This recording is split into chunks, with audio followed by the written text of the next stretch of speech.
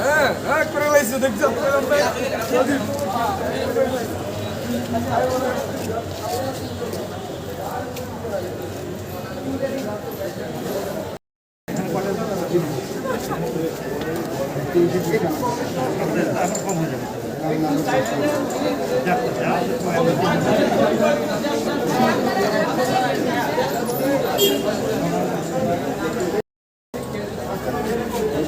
হ্যাঁ ঠিক আছে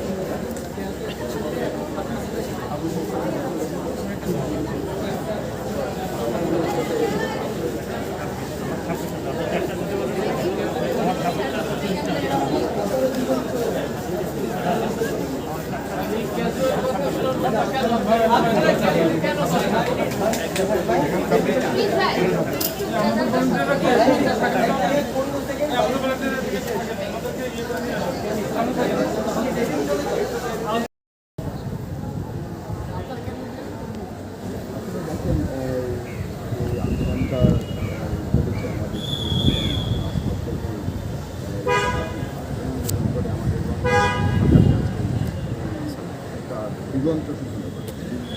আমি মনে করি এই এই আন্দোলনে যারা ইন্তেকাল করেছে আহত আহতদের কল্যাণে দ্রুততম সময়ে পূর্ণাঙ্গ তালিকা প্রয়োজন। আহতদের সহায়তায় বিত্তবানদের এগিয়ে আসার আহ্বানও জানান তিনি। আমরা যেমন প্রেশারে রেখেছিলাম যখন অন্য কোনো দল ক্ষমতায় ছিল, তখন আমরা এই অন্তর্বর্তীকালীন সরকারকেও প্রেশারেই রাখবো। তারা যেই কাজগুলো তাদের করা উচিত, তারা যদি এই কাজটি না করে আমরা অবশ্যই তাদের ভুলগুলো তাদের চোখে আঙুল দিয়ে দেখিয়ে দিব এবং সেটি করার জন্য প্রেশার ক্রিয়েট করবো। আপনি বলেছেন যে যোগাযোগ করেছে কিনা, না, অফিসে এখন পর্যন্ত আমাদের সাথে কোনো যোগাযোগ হয়নি।